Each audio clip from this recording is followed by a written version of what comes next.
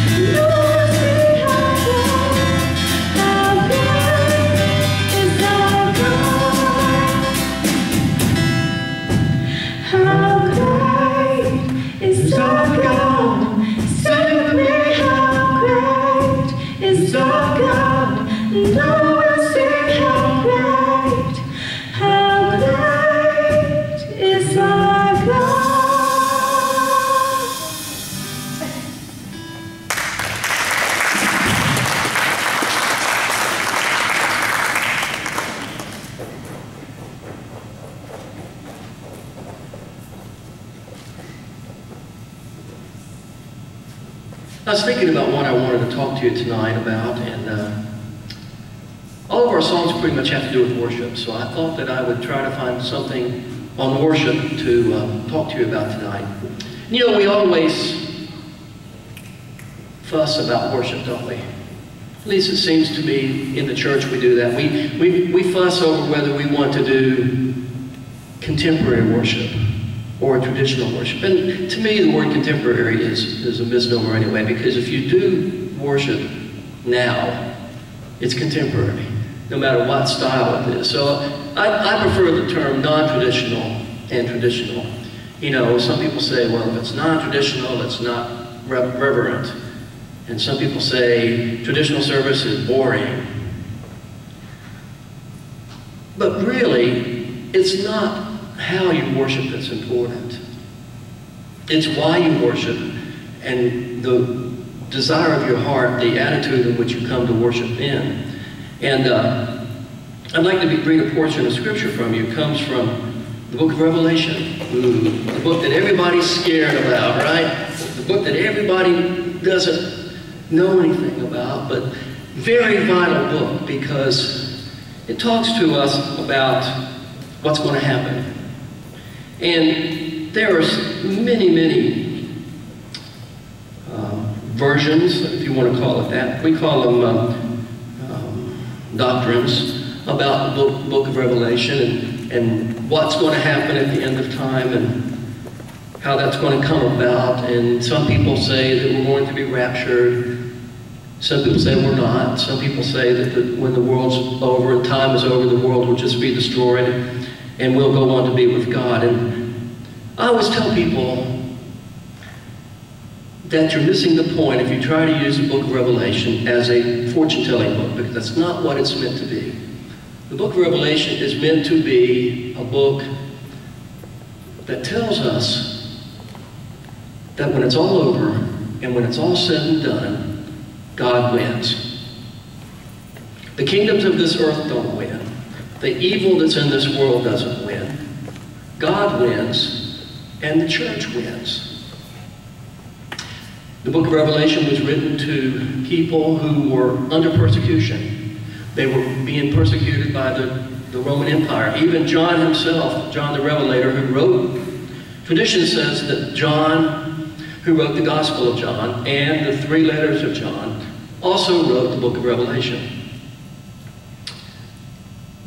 And if that's true, then John wrote the book of Revelation when he was on the Isle of Patmos. Patmos is a little island off the coast of Turkey. It's in the Aegean Sea between Turkey and Greece. And the Romans used it for a prison. So John was already in prison for his beliefs. And if you know what happened to the apostles, and when I mean the apostles, I mean Jesus' 12 disciples. If you know what happened to those guys, all but one of them, John, were executed for their beliefs. John was placed in prison, left to die by the Roman Empire. And when he was there, he saw a vision